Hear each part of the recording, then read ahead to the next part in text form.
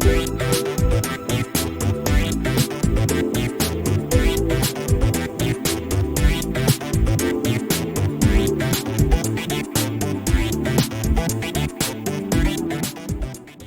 well, thank you. Thank you for having me. That's certainly a big act to follow from Ruth. I really enjoyed hearing about that, and there's some things that definitely will echo from our side of things on the presentation. Right, so I'll just share my screen. This is going to be quite interesting with me. I'm learning with these things. Everybody will discover this. Right, hopefully people can see that, and I just want to press that button there. Right, so I'm really pleased to be able to kind of share with you today some of our lockdown experiences with volunteer engagement. I'm volunteer coordinator at Salisbury Museum, and I started the role midway through one of the, I would call it one of the interludes where museums could potentially be open and things like that. So I started really at the beginning of July. So today I want to focus on really the opening kind of periods where we were able to be open, and also how we engage with the engagement volunteers, and they're like our gallery guides at the museum. I also want to chat about some whole team volunteer engagement, and also some thoughts on digital engagement, and also some personal reflections for me on the lockdown and how that's impacted on my career and where I would kind of want that to go. So hopefully this is all working. Open interludes. I couldn't think of any other appropriate title really. When we had partial resumption of in-museum volunteering duties, there were certain teams who were earmarked as being essential to the museum's operations, and they were the engagement volunteers, that's our gallery guides, who were there really to ensure the safe opening for visitors. Also alongside that is the collections volunteers, and they were involved in high priority projects such as the portable antiquity scheme, a costume gallery project, and 2 modes related projects. So we're currently looking at getting our collections online, so there's been a big pass of work with that, and also preparation for a major redevelopment project next year, which fingers crossed, as long as we get the funding, we're going to have a lot of work around that. So there's a lot of preparations going on behind the scenes. And last but not least, our learning team resumed their activities with some schools visiting, as well as some outreach work. Despite all of this opening activity going on, there was still a significant amount of volunteering that continued throughout the pandemic, both when we were open, but also when we were closed as well. So when we were closed, and when I looked today, I've got that number totally wrong. We're looking at least 200, 250 volunteer hours submitted each month in terms of our organisational targets or key performance indicators. In reality, this figure is conservative, and it's been one of my challenges in terms of logging all of the remote volunteering hours that we've been doing, particularly with some of the work that's often carried out away from the museum with some of our collections projects. So it's a work in progress, and like every volunteer management system or kind of coordinator within a museum, it's not always perfect within your heritage organisation. So moving on to engagement volunteers and reopening, it was a really really interesting, very deeply emotional experience. And I don't mean that in terms of it making me want to cry. It was very much an experience that really built some very strong relationships with a bunch of people who I hadn't met before. So a lot of them, it was the first time of them meeting me, literally within my first week or so of working at Salisbury.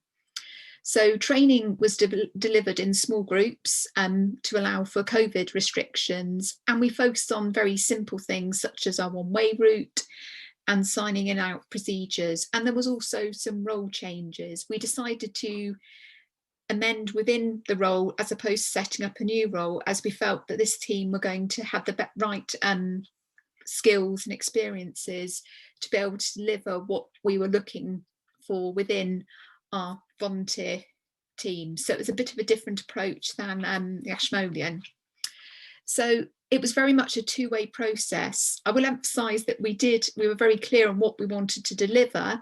However, with a lot of the information that was coming through about what we could and couldn't do, things were changing on a day-by-day basis. And actually, we did tweak the specific experience throughout, particularly feeding in volunteers' thoughts and their feedback and their ideas as well. And I think that further cemented the relationship building within the process.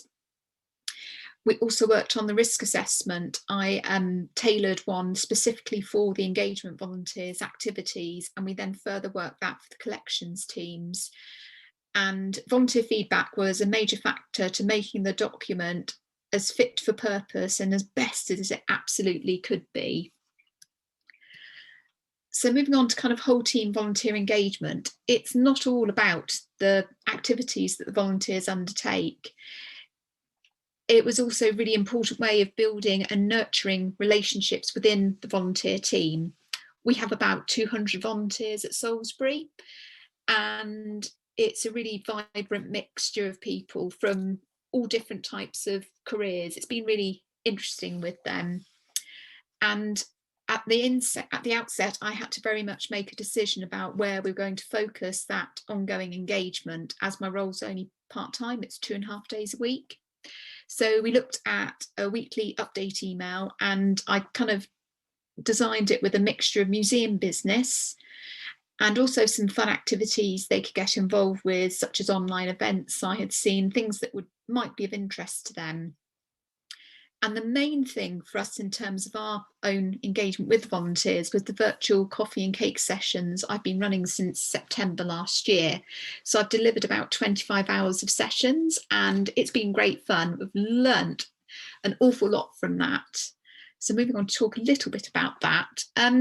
Initially, sessions were fortnightly, and they were usually followed by a short presentation and time for chatter. We've covered all kinds of subjects, everything from railway history to chocolate, rural schools, Waterloo, and also the role of media and books in museums.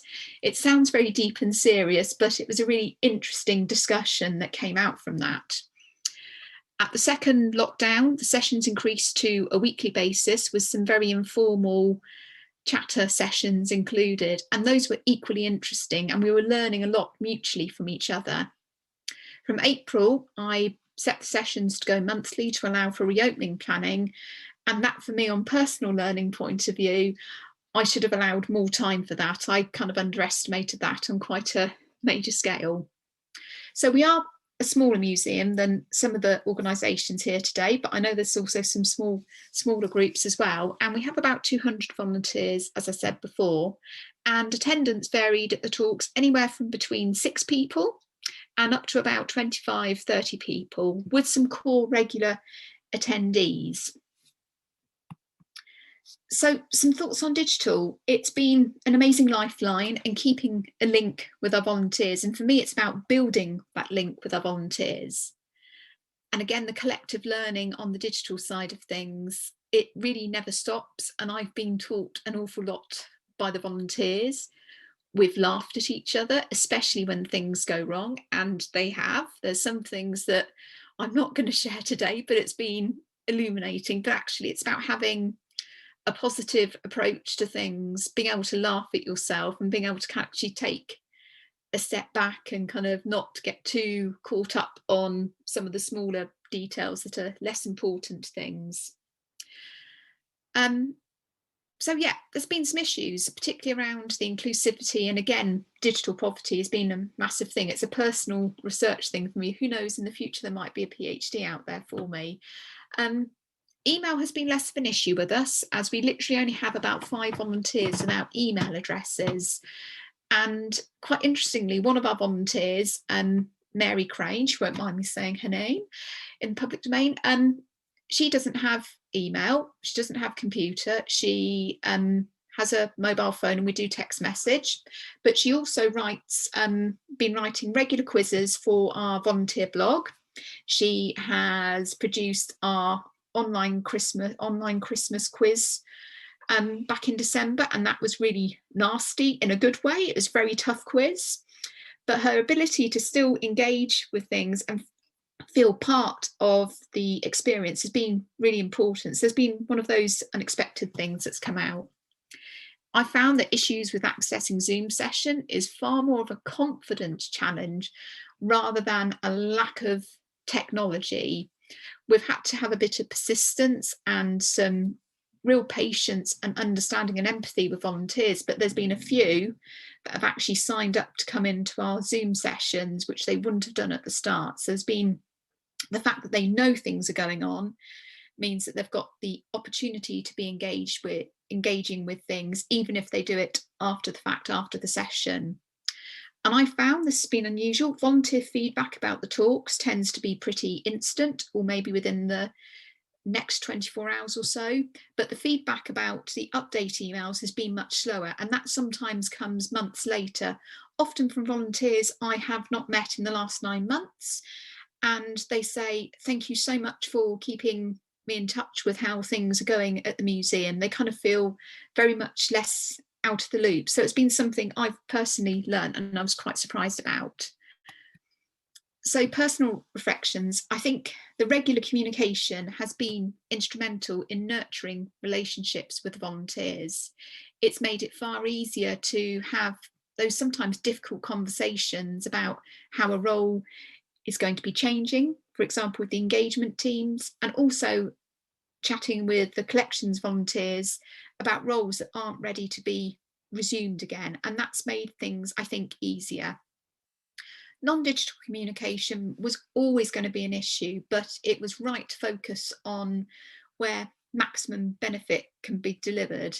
However, having said that, I think next time I would look at building a team of volunteers who can help with that engagement in terms of the volunteers who aren't so confident with the digital, and help me as kind of like digital buddies.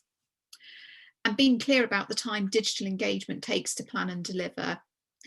I think I undersold myself on what I was doing just because it was just a single email or social media posts, and they don't just take 5 minutes to write away and press send or kind of click publish. So that's been a big thing.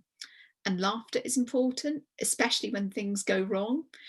And that kind of ability to step away from the computer, even if it is to go and walk downstairs and make a coffee and come back up again, has been really important when you feel there's a sense of humour failure at risk. And it's the kindness to yourself personally. I think that comes across if you get that balance right in terms of how you feel able to interact with your volunteers. And the final one I'll say, and then I'll shut up, is never neglect your CPD, your career professional development, whatever stage of your career. And that goes for whether somebody is a volunteer or a member of staff. The digital delivery in the first 9 months of my role has definitely got me thinking about where my career goes in the future. I think it's always going to involve working with volunteers, but where that goes after that, who knows? And that's about it from me. Thank you for listening. Thank you, Rachel. That's really interesting to hear about, and I think to hear stories of your volunteers and their ability to adapt to a situation is really heartwarming. It highlights how people have had to adapt and have taken on the challenge over the last 30 months, and the importance of being aware of people who potentially are less digitally savvy and perhaps needed that support, or that just like continuous engagement in different mediums. Before we head into the breakout rooms, how is your planning and stuff going for this reopening? Is it all on track? Has there been anything different compared to the previous reopenings? I think our big kind of difference is we've gone from 4 days a week and we're going back up to our 7 days a week opening, I think, to kind of encourage more people to come out, but also spread the visitors across 7 days. I think it feels a bit more faster and a bit more frantic this time. So I think last week I was tearing my hair out a little bit. I think it gets a bit overwhelming sometimes, but I think the fact we've got more people coming back this time, people feeling a bit more confident, has been really interesting. I've personally felt a bit more unsure about stuff as people start to become more closer and friendlier to you. You're kind of thinking, actually, I still would like to socially distance. So I think I'm seeing some volunteers next week, and I think if they run up trying to hug me, I think I'm still going to run away. But I've kind of gone back a bit, and I didn't think I would do that. I found this last part of lockdown more difficult. Yeah, I think it's been a strange this lockdown. I think everyone had different experiences, haven't they? And as we reopen, we're not going to fully understand how people have experienced the lockdowns till they fully come back to volunteering and how we behave. And I think it's going to be a challenge for all of us over the next few weeks as museums reopen to respond to the different needs of our volunteers. But yes, thank you for sharing. It's been really insightful, and it's fantastic to see two museums of varying sizes today talk about their experiences of reopening and planning to reopen again.